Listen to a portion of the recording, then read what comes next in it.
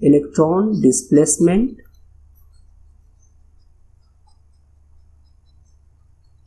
in covalent bonds.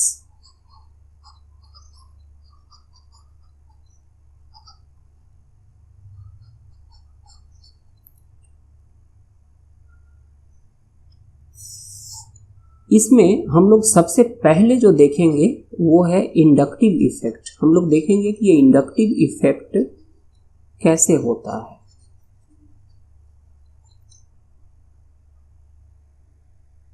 So let's start. जैसा कि हम लोग जानते हैं कि कोवेलेंट बॉन्ड जो फॉर्म होता है किसी भी एटम्स के बीच में, वो शेयरिंग के कारण होता है, वो इलेक्ट्रॉन्स के शेयरिंग के कारण होता है। जैसे कि एग्जांपल देखें, दो हाइड्रोजन्स है, इसका वैलेंस इलेक्ट्रॉन एक हो गया और इसका वैलेंस इलेक्ट्रॉन एक हो गया, ये दोनों इलेक्ट्रॉन्स शेयर्ड हो गया, इस तरह से शेयर्ड हो गया। तो इस सब के बीच में एक बॉन्ड बना। इस बॉन्ड को हम लोग एक ऐसे लाइन से दिखलाते हैं and this line actually represents these two electrons. तो ये covalent bond sharing of electrons के कारण होता है। ये जो शेयरिंग ऑफ इलेक्ट्रॉन्स होता है, इसमें दो सिचुएशन हो सकता है। एक सिचुएशन जिसमें कि ये दोनों जो एटम्स है वो सेम हो, और एक कंडीशन होगा जिसमें कि दोनों एटम्स डिफरेंट हो, जैसे कि इस केस में HCl। जब ये दोनों सेम होगा तो इसको हम लोग कहेंगे नॉन पोलर मॉलिक्यूल।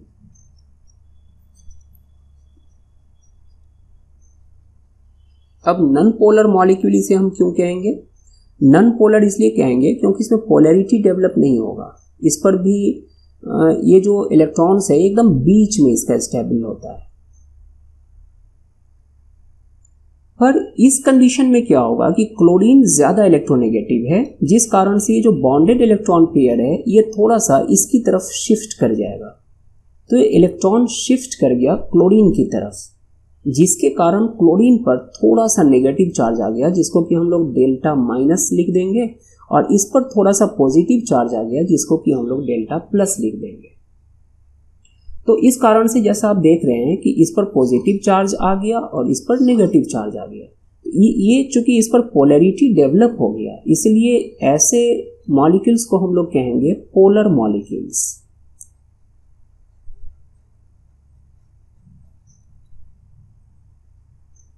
इसको हम लोग पोलर कोवेलेंट बॉन्ड भी कहते हैं। पोलर कोवेलेंट बॉन्ड इसे कहा जाएगा। और जब इसे पोलर कोवेलेंट बॉन्ड कहेंगे तो इसको हम लोग नॉन पोलर कोवेलेंट बॉन्ड कहेंगे। नॉन पोलर कोवेलेंट बॉन्ड भी कहा जाएगा। तो दो कंडीशंस हमारा आ रहा है, एक जिसमें कि दोनों सेम हो और एक शेयरिंग जिसमें कि दोनों डिफरेंट हो। तो जो ज़्यादा इलेक्ट्रोनेगेटिव होगा उस पर नेगेटिव चार्ज आ जाएगा, और जो दूसरा होगा उस पर थोड़ा सा पॉजिटिव चार्ज आ जाएगा। ये सेम कंडीशन कार्बन एटम्स के लिए भी एप्लीकेबल होगा। तो उस कार्बन एटम्स में अब ज़रा हम देखें, जैसे एक ये कार्बन है, ये किसी एटम से जुड़ा हुआ है। मान लिए कि वो X है and X is more electronegative.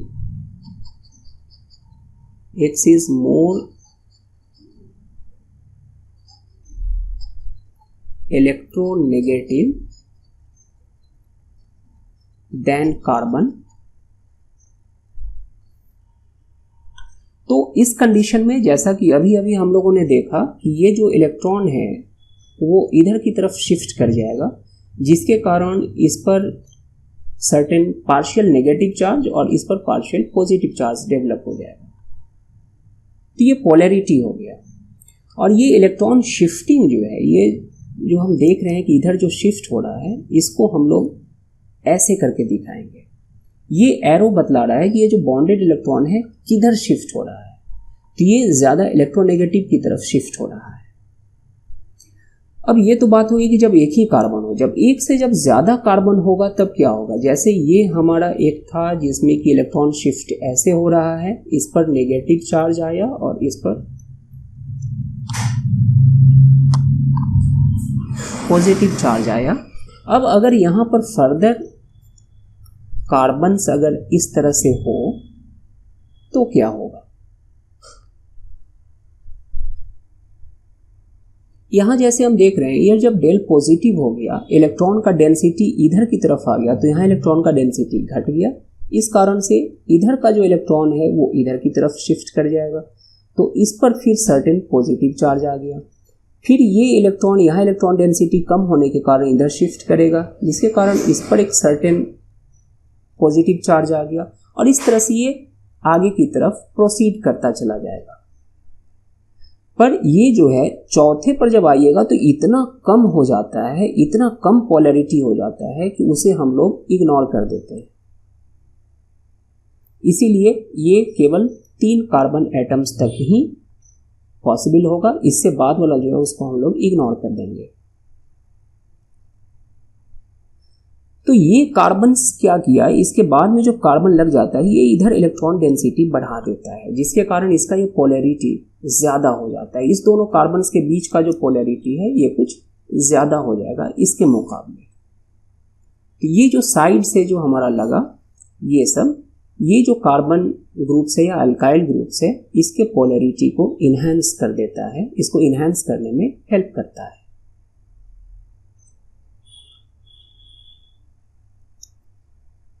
इसी तरह से ये कार्बन अगर किसी Y एटम से लगा हुआ है, where Y is less electronegative,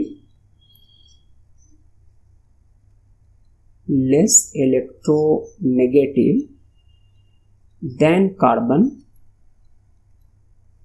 तो इसमें ठीक इसका उल्टा हो जाएगा। तब इलेक्ट्रॉन शिफ्ट ऐसे होगा और इसके कारण इस पर पॉजिटिव चार्ज आ जाएगा और इस पर नेगेटिव चार्ज आ जाएगा। तो इस तरह से ये जो इफेक्ट हो रहा है इसको हम लोग कहते हैं इंडक्टिव इफेक्ट। ये इफेक्ट इंड्यूस हो रहा है, therefore it is known as inductive effect। तो हम जरा देखेंगे इस इंडक्टिव इफेक्ट को डिफाइन कैसे करें।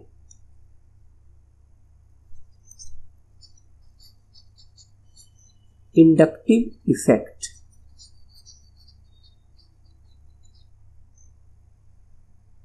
it may be defined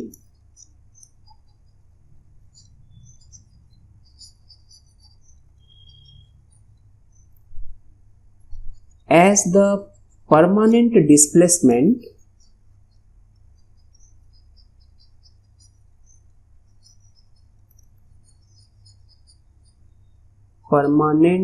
displacement of electrons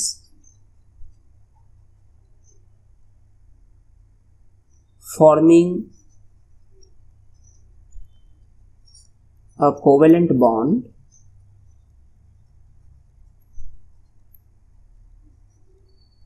towards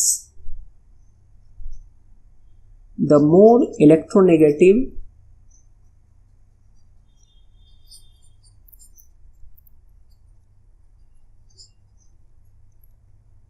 element और ग्रुप ऑफ एलिमेंट्स और ग्रुप ऑफ एटम्स, इसे हम लोग कहेंगे इंडक्टिव इफेक्ट। अब इसको हम लोग जरा डिटेल में देखें और इसको समझने की कोशिश करें। अब चूंकि इंडक्टिव इफेक्ट ऑर्गेनिक कंपाउंड्स में है, इसीलिए उसमें कार्बन और हाइड्रोजन बॉन्ड होगा ही होगा, वो उसका एक इसेंशियल पार्ट है ऑर्गेनिक कंपाउंड्स का। तो since the carbon hydrogen bond is an essential part of all organic compounds, the electron attraction and repulsion are compared with hydrogen as the reference.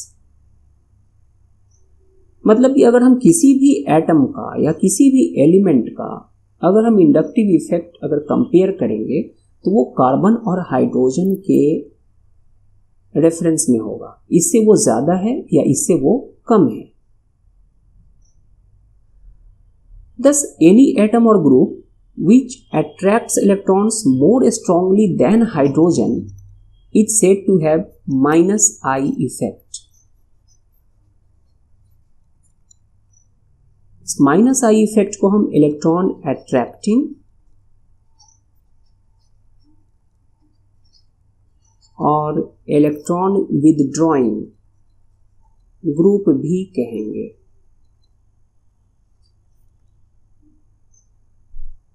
तो ये माइनस आई इफेक्ट या negative inductive effect इसे हम तब कहेंगे जब उसका attracting power इस कार्बन और हाइड्रोजन के अट्रैक्टिंग पावर से ज्यादा होगा।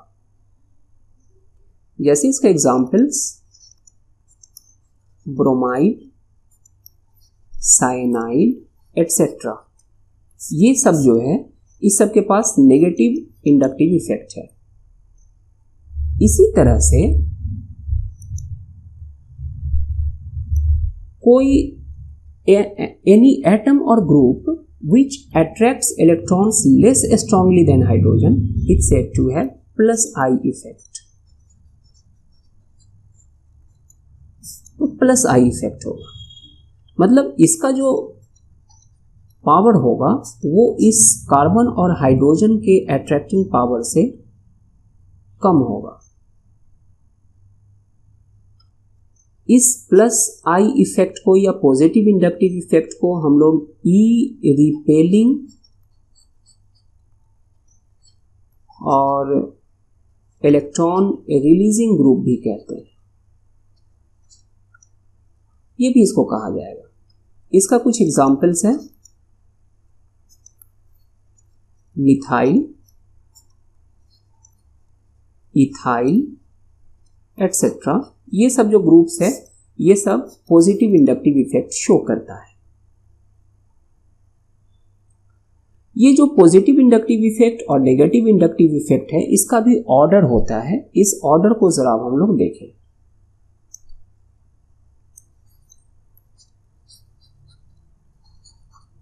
Order of minus I effect.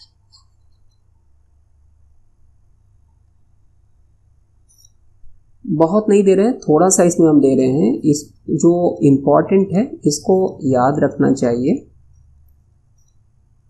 ये सबसे ज़्यादा इसका होगा, इसके बाद नाइट्रो ग्रुप है, इसके बाद साइनाइड ग्रुप है। ये बॉन्ड है इसका, इससे कम कार्बोक्सिलिक ग्रुप का होगा, इससे कम, इसको आगे यहां से लिखें फ्लोराइड, इससे कम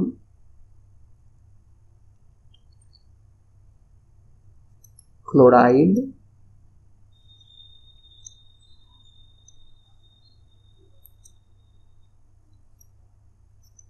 फिर ब्रोमाइड, फिर आयोडाइड, हाइड्रोक्साइड,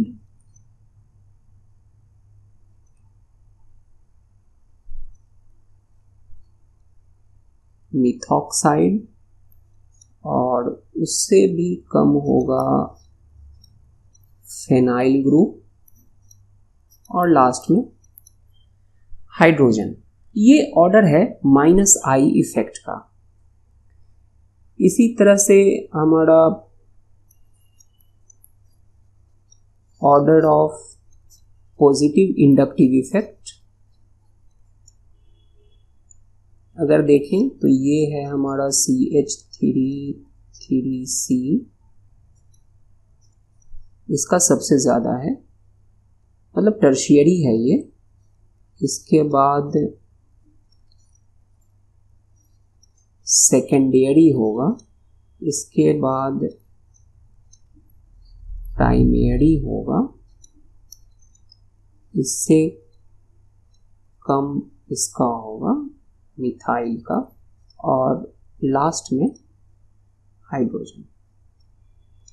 ये ऑर्डर है नेगेटिव इंडक्टिव इफेक्ट का और पॉजिटिव इंडक्टिव इफेक्ट का। इसमें जो इम्पोर्टेंट था वो इसमें दिया गया है, इसको हमें याद रखना चाहिए। अब जब हम लोग इसको ऑर्डर देख लिए तो अब ज़रा सा हम लोग देखें कि इस इंडक्टिव इफेक्ट का एप्लीकेशंस क्या है। बहुत ज़्यादा एप्लीकेशंस है पर उसमें से हम लोग कुछ देखेंगे। फर्स्ट है effect on bond length. Effect on bond length.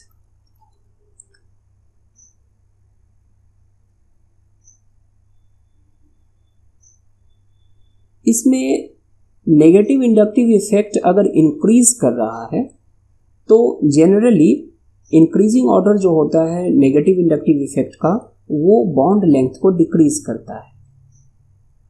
जैसे कि एग्जांपल से हम लोग देखें, जैसे ये है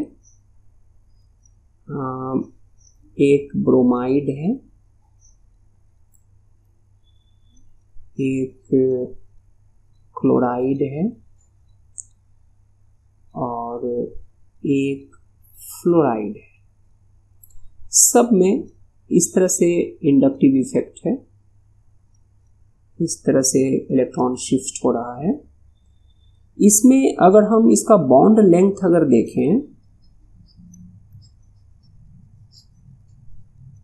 तो इसका बॉन्ड लेंथ 2.14 एंगस्ट्रम होता है। ये आप निकाल नहीं पाएंगे जब तक डेटा नहीं दिया हुआ होगा। यहाँ पर हमने बस ऐसे ही इसको दिया है। इसका बॉन्ड लेंथ 1.94 एंगस्ट्रम होगा, इसका बॉन्ड लेंथ 1.78 एंगस्ट्रम है और इसका बॉन्ड लेंथ 1.38 एंगस्ट्रम है। तो बॉन्ड लेंथ के लिहाज से देखें तो सबसे ज़्यादा या इस तरह से इसका इंक्रीजिंग ऑर्डर है। अगर हम order of negative inductive effect अगर देखें, ऑर्डर ऑफ -i इफेक्ट, इस केस में अगर हम देखें तो आयोडीन, ब्रोमीन, क्लोरीन और फ्लोरीन का अगर हम देखें तो फ्लोरीन का सबसे ज़्यादा है, इसके बाद क्लोरीन, इसके बाद ब्रोमीन और सबसे कम है आयोडीन का। तो यहाँ जब हम देखते हैं कि ये जो इंक्रीजिंग ऑर्डर में है इसका, सॉरी ये डिक्रीजिंग ऑर्डर में है आयोडीन का, फिर ब्रोमीन का और ये, तो इसका जो साइज होगा ठीक उसका रिवर्स होगा। अगर ये डिक्रीजिंग ऑर्डर में है तो ये इंक्रीजिंग ऑर्डर में होगा, ये अगर इंक्रीजिंग ऑर्डर में है तो ये डिक्रीजिंग ऑर्डर में होगा, ठीक उसका रिवर्स। तो यहाँ हम देखते हैं कि ये फ्लोरीन सबसे बड़ा है, तब क्लोरीन, तब ब्रोमीन, तब आयोडीन, मतलब ये इंक्रीजिंग ऑर्डर में है। तो इसका जो साइज है, बॉन्ड लेंथ है, वो डिक्रीजिंग ऑर्डर में है, मतलब ये डिक्रीज करता जा रहा है। तो इस तरह का प्रॉब्लम्स हमें MCQ टाइप के क्वेश्चंस में पूछा जाता है। वहाँ सीधे CH3I, methyl iodide, methyl bromide, methyl chloride और मिथाइल फ्लोराइड दे देगा और आपसे पूछेगा कि इसको इंक्रीजिंग ऑर्डर में लिखिए। इसका जो साइज है उसको बॉन्ड लेंथ के हिसाब से इंक्रीजिंग ऑर्डर में लिखिए। तो हम इसका इंडक्टिव इफेक्ट वाला ध्यान में लाएंगे। इंडक्टिव इफेक्ट का जो ऑर्डर होगा उसका ठीक रिवर्स इसका ऑर्डर होगा। इसी तरह से एक और इसका हम लोग एग्जाम्पल देखें। Reactivity of alkyl halides.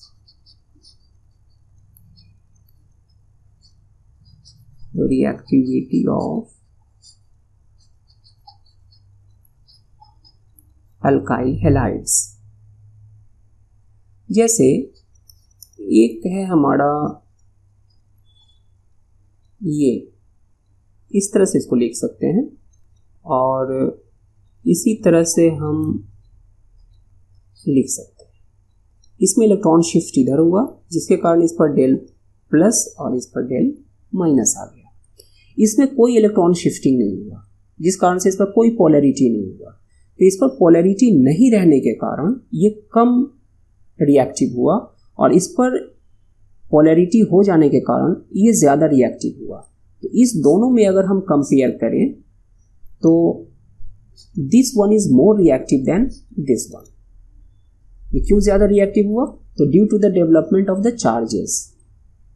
अब इस डेवलपमेंट ऑफ चार्जेस के कारण इस पर जो रिएजेंट का जो अटैक होगा, रिएजेंट आपका इलेक्ट्रोफिलिक हो सकता है, इलेक्ट्रोफाइल हो सकता है, न्यूक्लियोफाइल हो सकता है, तो जिसके कारण उस रिएजेंट्स का अटैक इस पर आसान हो जाता है। इसलिए मिथाइल क्लोराइड ज़्यादा रिएक्टिव होगा कंपैरेटिव टू मीथेन। इसी तरह से एक एग्जांपल हम लोग देखें,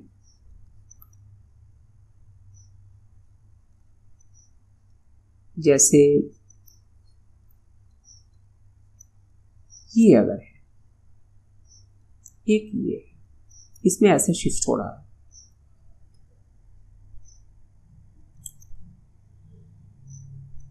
एक है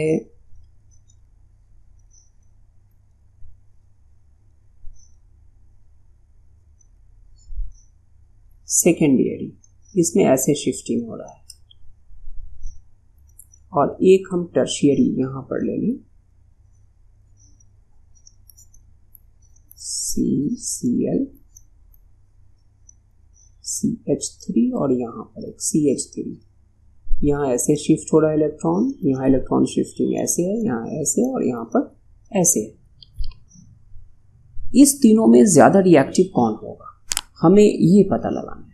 हमें MCQ टाइप का जो क्वेश्चन होगा उसमें ये पूछेगा, इस तरह का प्रॉब्लम देगा, and find out which one is the more reactive और arrange these in the order of ascending और डिसेंडिंग ऑर्डर ऑफ रिएक्टिविटी। तो इसे हम कैसे पता लगाएं? तो इसको पता लगाने के लिए भी हमें इंडक्टिव इफेक्ट देखना पड़ेगा। अब इंडक्टिव इफेक्ट में हम यहाँ देखते हैं कि ये जो मिथाइल है इसका प्लस आई इफेक्ट इलेक्ट्रॉन्स को पुश करता है इसकी तरफ, मतलब इसकी तरफ इसका कॉन्सेंट्रेशन, यहाँ पर इसका कॉन्सेंट्रेशन इंक्रीज कर दे रहा है। तो यहाँ जब इलेक्ट्रॉन का कॉन्सेंट्रेशन इंक्रीज हो जाएगा, जिसके कारण यहाँ पर इलेक्ट्रॉन शिफ्ट और आसान हो जाएगा, और जिसके कारण इस दोनों के बीच में पोलैरिटी ज़्यादा बनेगा, इस दोनों के बीच में हाई पोलैरिटी हो जाएगा, और इस दोनों के बीच में जितना ज़्यादा पोलैरिटी होगा उतना ज़्यादा वो रिएक्टिव होगा। तो यहाँ पर जो प्लस आई इफेक्ट के कारण जो इलेक्ट्रॉन पुश हो रहा है वो एक मिथाइल के कारण हो रहा है, इसमें दो मिथाइल के कारण हो रहा है। तो यहाँ पर इलेक्ट्रॉन कॉन्सेंट्रेशन इस पर ज़्यादा बढ़ जाएगा, जिसके कारण इस दोनों के बीच में पोलैरिटी ज़्यादा हो जाएगी। उसी तरह से इसमें देखें तो इसमें 3 मिथाइल ग्रुप्स है जो यहाँ पर इलेक्ट्रॉन पुश कर रहा है, जिसके कारण यहाँ पर इलेक्ट्रॉन कॉन्सेंट्रेशन ज़्यादा होगा, इसके कारण इस दोनों के बीच में पोलैरिटी ज़्यादा हो जाएगी। तो इस तरह से हम देखते हैं कि ये सबसे ज़्यादा रिएक्टिव होता है, सबसे कम रिएक्टिव ये हो, मतलब सबसे ज़्यादा ये नंबर 1 पर ये, नंबर 2 पर ये और नंबर 3 पर ये। तो सबसे ज़्यादा रिएक्टिव ये टर्शियरी हो गया, तब सेकेंडरी और तब प्राइमरी। तो यहाँ पर ये प्लस आई इफेक्ट हमें ये बतलाता है कि कौन सा ज़्यादा रिएक्टिव होगा और कौन सा कम रिएक्टिव होगा, इसको जानने में भी ये हमें हेल्प करता है। इसके अलावा भी इसका बहुत सारा एप्लीकेशंस है, कुछ एप्लीकेशंस का लिंक डिस्क्रिप्शन में दिया हुआ है, आप चाहें तो वहाँ भी जाकर उस वीडियो को देख सकते हैं और इसका अदर एप्लीकेशंस भी जान सकते हैं। नेक्स्ट वीडियो हम लोगों का होगा इलेक्ट्रोमेरिक इफेक्ट पर, और इसको हम लोग अगले इलेक्ट्रोमेरिक इफेक्ट, इसको हम लोग अगले वीडियो में सीखेंगे कि इलेक्ट्रोमेरिक इफेक्ट कैसे होता है और इसका क्या एप्लीकेशंस है। For that time being stay subscribe. See you soon.